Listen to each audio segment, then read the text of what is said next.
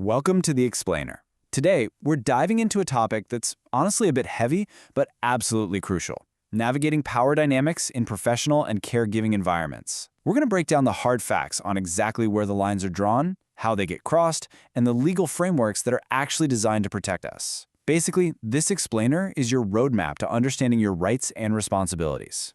So I want you to think about this. What actually happens when the people we trust cross the line? Whether it's your boss at the office, a nurse in a medical setting, or even a therapist you've really confided in, these relationships are entirely built on trust. And of course, authority. When that authority is abused, the emotional and legal stakes are incredibly high. We've got a lot of critical ground to cover, so we're just going to skip the usual agenda and get straight to the facts. Section 1. What is sexual harassment? Let's start with a baseline definition from the Equal Employment Opportunity Commission, or the EEOC.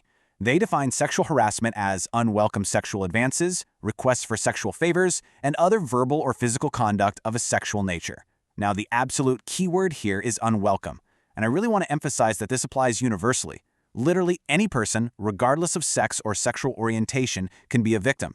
And on the flip side, any person can be a harasser. It could be a supervisor, a coworker, or even a third-party client. When we look at workplace harassment legally, it usually drops into one of two buckets. First up, we have quid pro quo. Translated from Latin, that just means this for that. It happens when someone's submission to or rejection of sexual conduct is used to make actual employment decisions. Think of it like a threat, getting fired or demoted if you don't comply. Then, on the other side, we have a hostile environment. This involves behavior that unreasonably interferes with someone's work performance. We're talking about sexual stereotyping, unwanted touching, spreading rumors, or even putting up offensive cartoons. Section 2. Navigating professional boundaries. Picture a heavy yellow line right down the middle of a room. In caregiving, therapy, and professional settings, that yellow line perfectly visualizes the physical and emotional thresholds that professionals simply must not cross. Maintaining that specific boundary, that is the absolute essence of professional ethics. But how does this actually play out in real life? Well, we have to look at the difference between a boundary crossing and a boundary violation. A boundary crossing is a slight deviation from normal care activity that is ultimately harmless, non-exploitative, and maybe even supportive of a client. For example, accepting a small homemade thank you card. A boundary violation, though, that is fundamentally different. It's harmful, it's exploitative, and it is completely unethical. At that point, the client no longer comes first, the interaction is just serving the provider. So how do we spot a violation before things spiral out of control?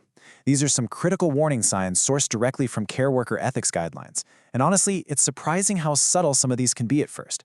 Things like sharing social media accounts, making lengthy personal phone calls off shift, or behavior that gets excused as just having a warm nature, like rubbing a client's shoulders or giving lingering hugs. It is remarkably easy for a provider's seemingly friendly vibe to manipulate a power dynamic into a severe boundary violation. Section 3. Abuse in medical settings.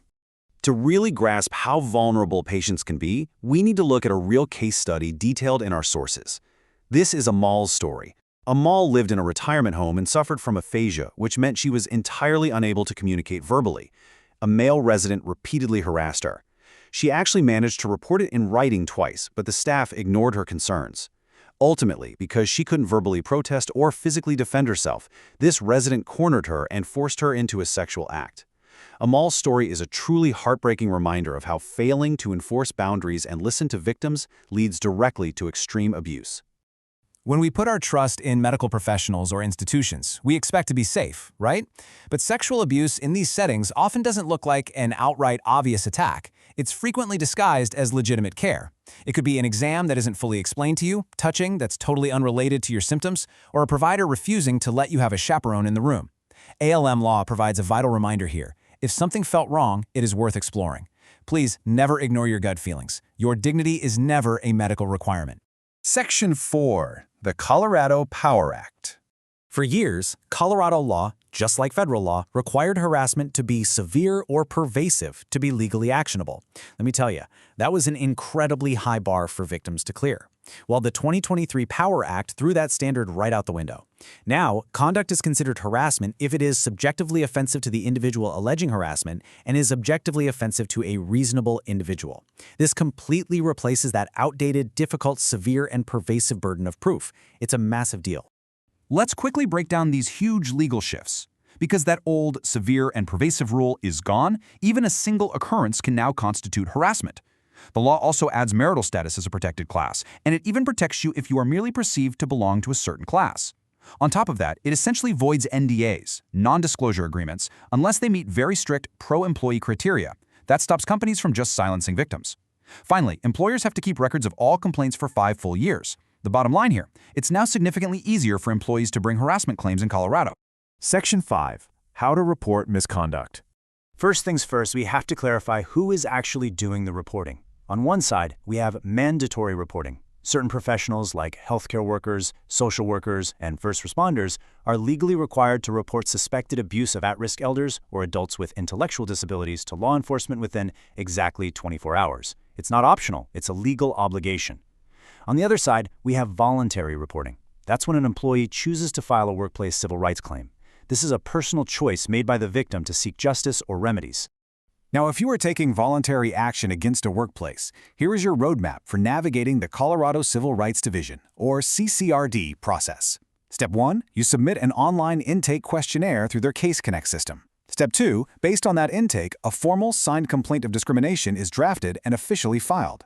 Step 3, your employer, known as the respondent, has 30 days to reply to the charge. And finally, Step 4, you, the complainant, get 30 days to review their response and submit a rebuttal with your own counter-evidence.